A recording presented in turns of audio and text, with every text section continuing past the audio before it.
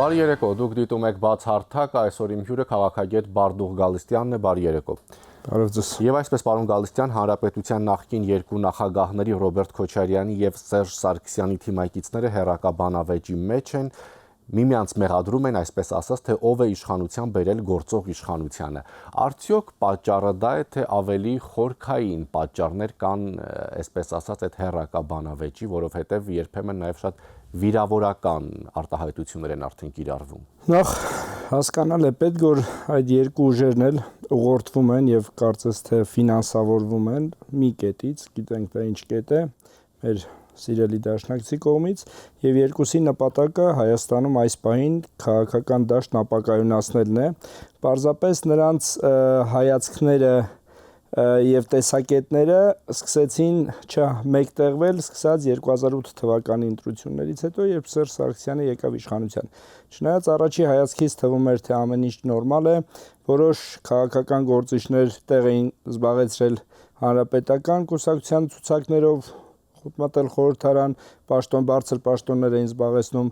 գործադիր մարմնում, սակայն նկատելի էր, որ նրանք ունեն տարբեր հայացքներ քաղաքականության եւ Հայաստանում տեղի ունեցող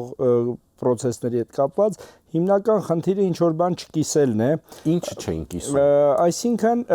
այն ունեցվածքը, որը ձեռք էր բերվել երկրորդ նախագահի օրոք, շատ ավելի քիչ հնարավորություններ էր մնացել ձեռք բերելու կարծես թե երրորդ նախագահի համար, որը հիմք հանդիսացավ նրանց հակասությունների եւ կոնֆլիկտների խորացմանը, սակայն այդ կոնֆլիկտներն ավելի ակնառու դարձան 18 թվականի process-ներից հետո, առավել եւս հիմա, երբ այն ակնհայտ է, եւ մեղադրանքները, թե ով բերեց իշխանության Նիկոլ Փաշինյանին, ասեմ, որ նախկին 3 նախագահները համատեղ բերեցին Նիկոլ Փաշինյանին իշխանության, որովհետեւ նրանց քաղաքականության, նրանց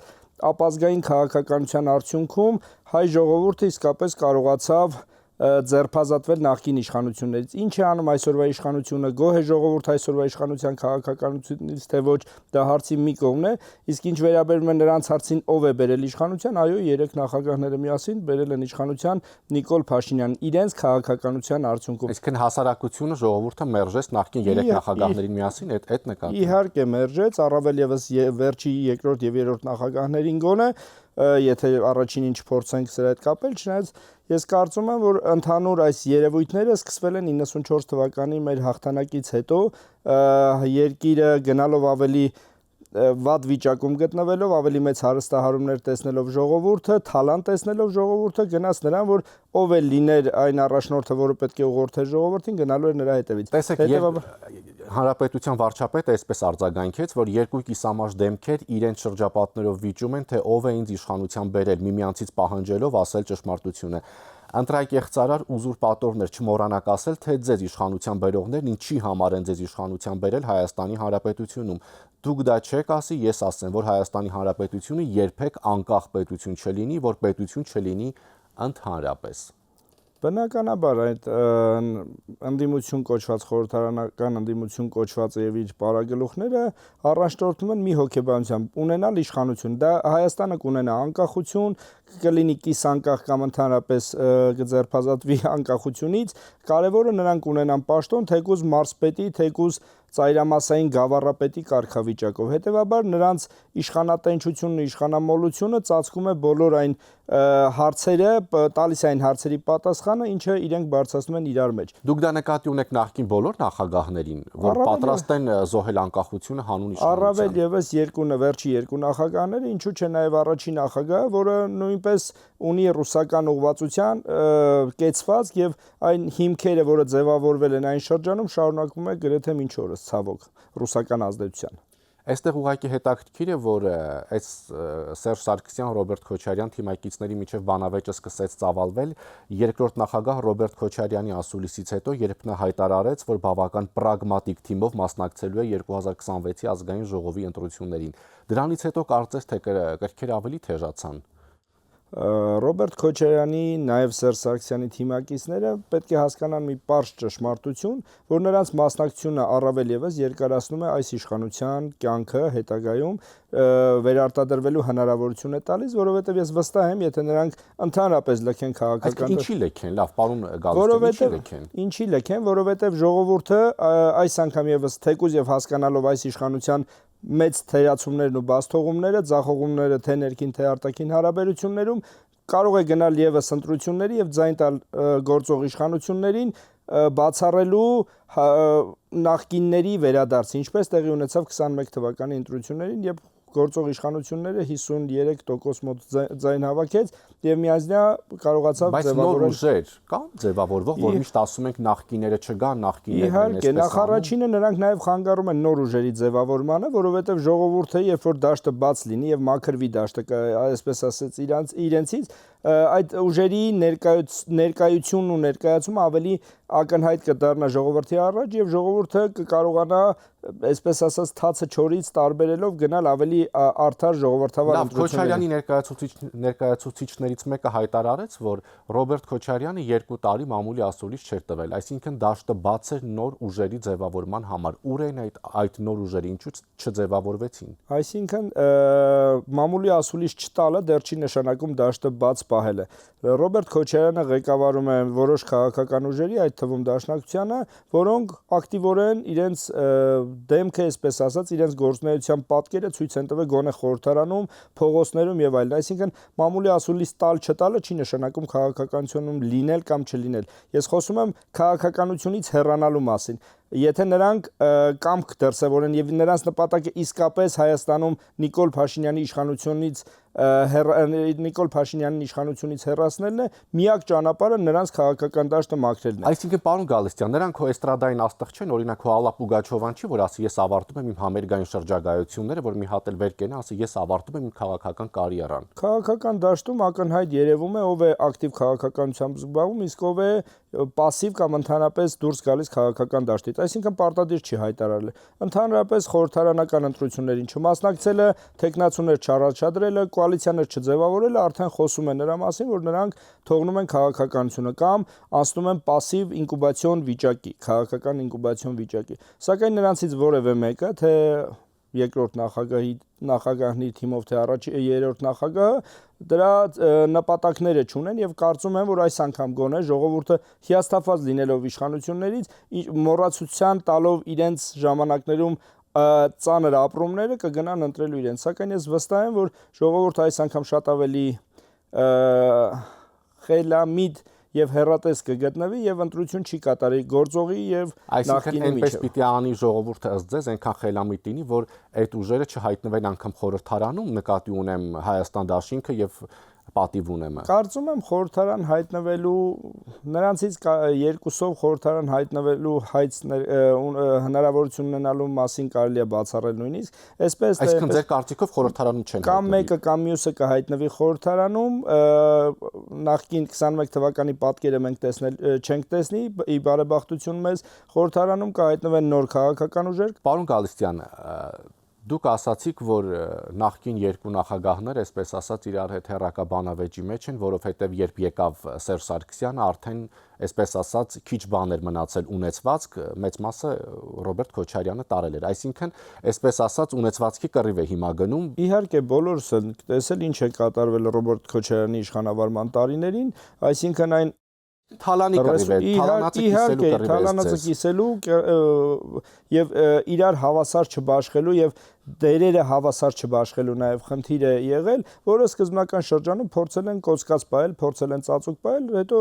աստիճանաբար տարիների ընթացքում այն ավելի ակնհայտ է դարձել։ Հիմա երբ խնդիր է առաջացել իշխանություն ունենալու, իշխանություն պահելու, հետեւաբար փորձելու են նաև իրար մեղադրելու, փորձելու մեր երկրում ստեղծված այս իրավիճակը, տարիներին ստեղծված այս իրավիճակը բարթել մեկը մյուսի վրա, այդ թվում նաև Նիկոլ Փաշինյանի իշխանության գալու գործոնը մեջ բերելով։ Տեսեք, դուք մեր զրույցի սկզբում ասացիք, որ այդ երկու քաղաքական գործիչներն էլ ուղղորդվում են դրսից, նկատի ունենալով Մոսկվայից, Կրեմլից։ Այս դեպքում Քոչարյանի մամուլի ասուլիսը կամ այն հայտարարությունը, որ մասնակցելու է 2026 թվականի կայանալիք ընտրություններին, այդ ամբողջը եւս համաձայնեցված է Մոսկվայի հետ կամ հենց Մոսկվայի պատվերով է։ Իհարկե, որովհետև Ռուսաստանն ամեն ինչ անելու է, բոլոր միջոցներին դիմելու է, որպեսզի Հայաստանում ռուսական ուժերի ներկայությունը ապահովված լինի նաև խորհրդարանում հնարավորինս մեծ թվով, որպեսզի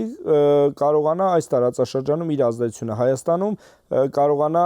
կառավարելի պահել, այսպես ասած։ Հետևաբար ամեն ինչ պետք է արվի, որպեսզի այդ ուժերը ցույց տան Մոսկվային, ցույց տան իրենց տերերին, որ իրենք դեռ ուժ ունեն, իրենք դեռ ժողովրդականություն են վայելում իրենց մեկնաբանությամբ եւ հնարավորություն ունեն իշխանություն վերցնելու։ Սակայն ես վստահ եմ, եթե 26 թվականին ժողովուրդը գնա ընտրության, նրանք ունեն, եթե նույնիսկ ներկայացված լինեն խորհրդարանում, նրանք ներկայացված են լինելու անհամեմատ ավելի փոքր թվով, քան մինչ օրս ներկայացված է։ Եվ եւս մեկ հարց եւ այս թեման փակենք, Ռոբերտ Քոչարյանն ասաց Հայաստանի, այսպես ասած, եվրոինտեգրման առնչությամբ այն ինչ որ իրականացվում էր Եվրաքվեն,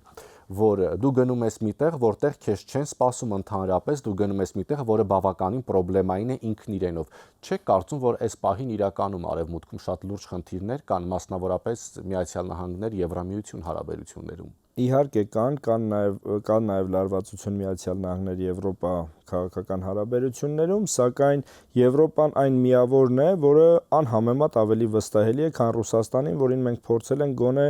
մի քանի տասնամյակ, եթե չասեմ մի քանի հարյուրամյակ։ Եվրոպա գնալու գործընթացները ճիշտ է բավականին դժվար են, ունենալու է իր հետ նաև որոշակի խնդիրներ եւ բարդություններ, սակայն այսպես թե այնպես Հայաստանը Եվրոպա է, զուտ աշխարհագրորեն Եվրոպա է, հոգեկերտվածքով հայ ժողովուրդը ավելի մոտ է եվրոպական արժեքներին, քան ասիական արժեքներին, հետեւաբար դա ուղղակի միայն քաղաքական գործընթացներ չեն։ Դրանք երևույթներ են, որոնք ժողովրդի հոգուց բխող նաև եւ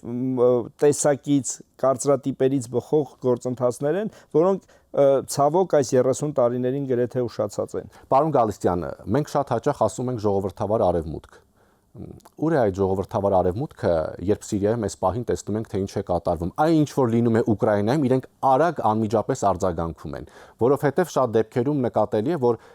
այդտեղ հենց նրա համար են արձագանքում, որ խնդիրը կապված է Ռուսաստանի հետ։ Սիրիայի հետ կապված մենք չենք տեսնում այն ճնշումը գործադրվող, այն լուրջ արձագանքը, որը կարող է լինել որևէ այլ երկրի նկատմամբ, նույն Ուկրաինայի։ Ժողովրդավարությունը ժողովրդավարություն, բայց գոյություն ունի նաև պետությունների քաղաքականություն, որը բխում է այդ պահին իրեն շահերից կամ չի բխում։ Ես կողմ եմ ձեր ասացին, որ պետք է բարձրաձայնվի այդ ցավալի իրողությունները Սիրիայում վերջին օրերին տեղի ունեցող կանխվելու համար, սակայն դա նաև պետական շահի իրենց ազգային շահերից ելնելով գործողություններ են, որոնց ես չեմ արդարացնում, սակայն տրամաբանական է, որովհետև նրանք ունեն իրենց շահը կապված Թուրքիայի հետ հարաբերություններում, հասկանալի է, որ Թուրքիայի ազդեցությունը այդ տարածաշրջանում գերակա է, հետևաբար դա հիմք ընդունելով ասել, որ եվրոպական արժեքների որդեգրումը այնքան էլ մեզ համար ցանկալի չէ եւ այնքան էլ ընդունելի չէ, բացարձակ չէ, որևէ մեկ այդպիսի բան չի ասում, բայց այս դեպքում Ռոբերտ Քոչարյանը ասում է, բայց հիմա երբ ես ես հարց եմ տալիս, ես միանշանակ գիտեմ, որ եվրոպական արժեքները ինչպիսին են, բայց արդյոք այստեղ չկա երկակի ստանդարտ, որ եթե դա լինում է Ուկրաինայում, պետք է արձագանքել, որովհետև այնտեղ դա անում է Ռուսաստանի Դաշնությունը։ Այ եթե լինում է Սիրիայում, ուրեմն պետք է լռենք։ Եթե Սիրիայում կատարվածի հեղինակը լիներ Ռուսաստանը, արդյոք նույն Եվրամիությունը այդքան լուրջ կլիներ։ Բնական է, ոչ, բնականաբար այդպես չէր լինի, սակայն արևմուտքը ունի նաև նորից կրկնեմ իր հաշվարկները եւ չեմ կարծում, որ լուրջ շարունակելու է լուր մնալ եւ Եվրոպան հաստատ արձագանքելու է։ Հույս ունեմ, որ նույնիսկ դրա դեմ միջոցներ են ձեռնարկվելու ի տարբերություն նրան, որ տեղի չունեցավ Հայաստանում 20 թվականի մեր պատերազմական գործողությունների ընթացքում, որ ուղղակի միայն հայտարարությունների տեսքով մենք տեսանք եւ 22-23 թվականի բլոկադայի process-ները, որտեղ 120,000-ից ավել հայ բնակչություն մոտ 9 ամիսին ու կես ամիս մնաց առանց սպասարկման եւ բանի։ Դուք 20 թվականի Լեռնային Ղարաբաղում եք, չէ՞, եթե չեմ սխալվում։ Եվ այնտեղ դուք Ստեփանակերտում վստահ եմ լսում եք անընդհատ նույն ժողովրդավար արևմուտքից եկող հայտարարությունները, որ կողմերին զսպվածության կոչ են անում։ Ժողովրդավար արևմուտքը իր գործառույթը այդ պահին համարել է այդքանը, որովհետև այս տարածաշրջանը դիտարկել է որպես ռուսական տարածք, ռուսական վերահսկման գոտի, այսինքն որպես պաշտոնական խնդրանք, պաշտոնական հրավեր, այսպես ասած, արևմուտքից չի եղել, հետևաբար պահանջել մի բան, որտեղ նրանք պարտականություն եւ պարտավորվածություն չունեն, իսկ մենք ունենք համար մեկ ճակերտավոր ռազմական եւ ոչ միայն ռազմական դաշնակից, որը պարտավոր էր այդ վիճակում օժանդակություն եւ օգնություն ցուցաբերելու, ցավոք այն տեսանք ինչպես տեղի ունեցավ։ Պարոն Գալստյան, այս պահին Ուկրաինայի հետ կապված խնդիրը, որը այսպես ասած, կարծես թե սառույցը փորձում է հալեցնել Ռուսաստանի եւ Միացյալ Նահանգների միջև եւ լարվածություն առաջացնել Եվրամիության եւ Միացյալ Նահանգների միջև, ինչպես կանդրադառնան, ինչպես կզարգանան իրադարձությունները։ Կարծում եմ միանշանակ եւ տենց արագ վերլուծությամբ չի կարելի գնահատել Թրամփի այս վերջին շրջանի գործընթացները, նրա հայտարարությունները, որովհետեւ Միացյալ Նահանգները նախ եւ առաջ ինստիտուցիոնալ երկիր է, ի տարբերություն մեզ եւ նման շատ երկրների կամ Ռուսաստանի, անհատների դերակատարումը խիստ մեծ լինել չի կարող, որովհետև այդ երկրներն ունեն տարիներով գծված եւ ձևակերպված քաղաքականություն, հեռահար քաղաքականություն, որը արագ փոփոխության ենթարկվել չի կարող, ինչքան էլ Տրամփը հայտարարություններ անի, իսկ ինչ վերաբերում է Եվրոպային, Եվրոպան այս պարագայում ավելի միասնական դառնալու խնդիր ունի, ավելի կուր եւ համատեղ ջանքերով խնդիր լուծելու առաջնահերթություն է իր առաջ դնելու, հետեւաբար կարծում եմ, որ արևմուտքը շատ լավ հասկանում է Ռուսաստանից եկող վտանգները Եվրոպայի համար, հետեւաբար փորձելու է ավելին անել, քան արել է մինչ օրս։ Տեսեք, Ֆրանսիայի նախագահը հայտարարեց, որ Ռուսաստանը սպառնալիք է դարձել Ֆրանսիայի ու Եվրոպայի համար, բայց նույն Եվրամիության անդամ երկրներ կան, որոնք պնդում են, որ Ռուսաստանի հետ հարաբերություններ պետք է լավացնել եւ չպետք է ուկրաինական հակամարտությունը խոչընդոտի այդ հարաբերությունների կարգավորմանը կամ լավացմանը։ Եթե եվրոպական երկրներ Հունգարիան նկատի ունենք, հետեւաբար Հունգարիան, Հունգարիա, Սլովակիա, այս վերջերս ոնց որ թե այդպիսի հայտարարություններ հնչում են նաև Բուլղարիայից։ Երկրներ են, որոնք եղել են խորհրդային ազդեցության գոտում եւ նրանց մոտ ռուսական ազդեցությունը դեռ կարծես թե վերացած չէ, այդ բացասական հետքերը ամբողջական արմատախիլ արված չեն, հետեւաբար նրանց հայտարարությունները նման ենթատեքստ կարծես թե ունեն։ Սակայն Եվրոպայի միասնականությունը որպես այդպեսին չի կարելի խարխլված համարել, եթե մի քանի պետություններ ինչ որ չափով համակարծիք չեն Ֆրանսիայի, Գերմանիայի եւ Անգլիայի քաղաքականությանը։ Ես կարծում եմ, որ Տրամփի գործողությունները վերջի շրջանի կապված էր ոչ այնքան ռուս-ուկրաինական հարաբերությունների լավացմանը կամ զինադադարի կնքման գործընթացներին, այլ Ուկրաինայից իր ծախսերի հետ բերելու գործընթացներն իրականացնելու նա մեղադրեց Ուկրաինային, այսպես ասած, հենց Միացյալ Նահանգների տրված փողերը վատնելու մեջ, սակայն կարծեմ Անգլիայի վարչապետը շատ լավ ձևակերպեց, որ այդ գումարների զգալի մասը տվել է Եվրոպան, այլ ոչ թե Միացյալ Նահանգները, հետևաբար Ուկրաինան սեփականացնելու կոպիտ ասած քու քաղաքականությունը այնքան էլ տրամաբանություն չունի։ Բայց հայտարարություններ, որ Զելենսկին վարկանիշ չունի, Ուկրաինայում պետք է ընտրություններ անցկացվեն անպայման, որ նոր գնան խաղաղության կամ այսպես ասած միջակ հաջողություններով կատակերգու, այդ արտահայտությունները վիրավորական չեն։ Պահի տակ արտահայտված արտահայտություններ էին Թրամփի կամ Թրամփի թիմակիցների կողմից, որը այնքան էլ տրամաբանություն չունի։ Զելենսկին ունի բավականին հեղինակություն, կարծում եմ, դեռ Ուկրաինայում եւ պատերազմական շրջանում ընտրությունների գնալը ոչ լուրջ կդիտարկվի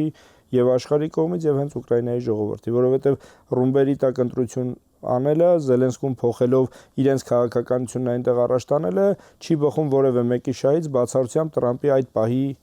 ենթադրությունների։ Եվ ամեն դեպքում որպես վերջին հարց, ինչպես կզարգանան իրադարձությունները ըստ ձեզ ռուս-ուկրաինական հակամարտության գոտում։ Ես կարծում եմ վերջնակետը այդքան էլ ակնհայտ չէ, սակայն մինչև տարեվերջ ավելի հասկանալի կլինի ինչ ընթացք ունենա։ Ենթադրում եմ մինչև տարեվերջ Ռուսաստանը կհասկանա, որ շարունակելն այս ձևով հնարավոր չէ, որովհետև ինչքան էլ Միացյալ Նահանգները փորձի հետ քայլ կատարել կամ իր ակնկալիքներն ունենալ Ուկրաինայից ինչ որ բան փոխելու, սակայն Եվրոպան գոնե այս պահին միասնական է եւ կկարողանա պայքարել ռուսական ագրեսիայի դեմ այնքան, մինչեւ Ռուսաստանը հասկանա, որ փոխզիջումային քաղաքականությամբ պետք է գնա դադարեցման այս ցավալի պատերազմը։ Ես եմ իմ հյուրը քաղաքագետ Բարդուղ Գալստյանն է, շնորհակալություն ուշադրության համար, հաջողություն։